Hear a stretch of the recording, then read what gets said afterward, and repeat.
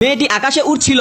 হঠাৎ সে দেখে একজন মানুষ বিপদে পড়েছে। সে সঙ্গে সঙ্গে নিচে নেমে গিয়ে লোকটিকে বাঁচিয়ে ফেলে। দুজন যখন নিরাপদে মাটিতে এসে দাঁড়ায় তখন লোকটি তার জাদুকরী শক্তি দেখে অবাক হয়ে যায়। ঠিক তখনই লোকটির সহকারী সেখানে এসে পৌঁছায়। সহকারী ভেবে বসে যে মেয়েটি তার মালিককে বন্দী করে রেখেছে, তাই সে তাকে রক্ষা করতে দ্রুত এগিয়ে আসে। মেয়েটি তৎক্ষণাৎ নিজের তলোয়ার গুটিয়ে ফেলে, কিন্তু জোরে চিৎকার করে উঠার কারণে লোকটি ভুল করে তার মিষ্টিটা পায়ে পিষে ফেলে। মেয়েটির দুঃখী মুখ দেখে লোকটি সঙ্গে সঙ্গে তার সহকারীদের বলে, স্বর্ণ আর রত্ন নিয়ে আসো, আমি ক্ষতিপূরণ দিব।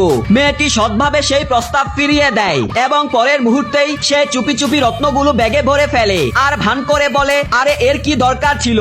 এরই সাথে সে লোকটির এটিএম কার্ড নিয়ে নেয়। কার্ডে নাম দেখে সে চমকে উঠে, এ তো সেই মানুষ যার সঙ্গে তার বিয়ে হয়েছে। মেয়েটি দৌড়ে গিয়ে লোকটিকে জড়িয়ে ধরে, কিন্তু লোকটি তো বিয়ের ব্যাপারে কিছুই জানে না, তাই সে তাড়াতাড়ি মেয়েটিকে ধাক্কা দিয়ে সরিয়ে দেয়। ঠিক তখনই মেয়েটি তার জাদুকরী শক্তি দিয়ে দেখে লোকটির বাবা বিপদে আছে। সঙ্গে সঙ্গেই লোকটির ফোন আসে। খবর পাওয়া যায় তার বাবার শরীর খুবই খারাপ। লোকটি দ্রুত বাড়ির দিকে রওনা দেয়। মেয়েটিও চুপি চুপি তার গাড়িতে উঠে পড়ে। বাড়িতে গিয়ে দেখা যায় লোকটির বাবাকে এক কালো ছায়া কষ্ট দিচ্ছে।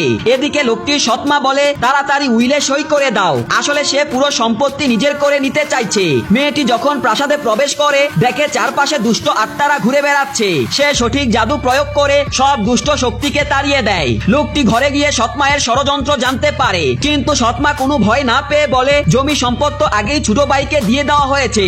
এটা শুনে লোকটি অনেক বেশি রেগে যায়। মেয়েটি বুঝতে পারে এই রাগ ওরই ক্ষতি করবে, তাই সে দ্রুত এগিয়ে এসে লোকটিকে শান্ত করে। কিন্তু ছোট ভাই অহংকারে মেয়েটিকে বাড়ি থেকে বের করে দেওয়ার চেষ্টা করে। এটা দেখে লোকটি সঙ্গে সঙ্গে মেয়েটির পাশে দাঁড়ায়। ঠিক তখনই সৎমা বাবার বিছানার পাশে রাখা একটি বুদামে চাপ দেয়। বাবা হঠাৎ উঠে বসে এবং রাগ করে ছেলেকে বলে, বাড়ি ছেড়ে চলে যাও। মেয়েটি বুঝতে পারে বাবার আচরণ অস্বাভাবিক। সে জাদু করে তাকে ঘুম পাড়িয়ে দেয়। তারপর কিছু পাথর বের করে একটি জাদুকরী বৃত্ত তৈরি করে। মন্ত্র পড়তেই বাবার শরীর থেকে কালো ছায়াটি বেরিয়ে যায়। এরপর সৎমা লোকটির বিরুদ্ধে মিথ্যা অভিযোগ তোলার চেষ্টা করে, কিন্তু বাবা রেগে গিয়ে সৎমাকে বাড়ি থেকে বেরিয়ে যেতে বলে। বাকিরা বাধ্য হয়ে চলে যায়। যখন বাবা জানলেন মেয়েটি তার জীবন বাঁচিয়েছে, তিনি খুব কৃতজ্ঞ হন, কিন্তু লোকটি তাড়াতাড়ি মেয়েটির মুখ চেপে ধরে যাতে সে কিছুই বলতে না পারে। তখন মেয়েটি বিয়ের প্রমাণ দেখায়। অবশেষে বাবা বুঝে এই মেয়েটি তার ছেলের বউ। তিনি সেদিন তাদের দুজনকে মেনে নেয়।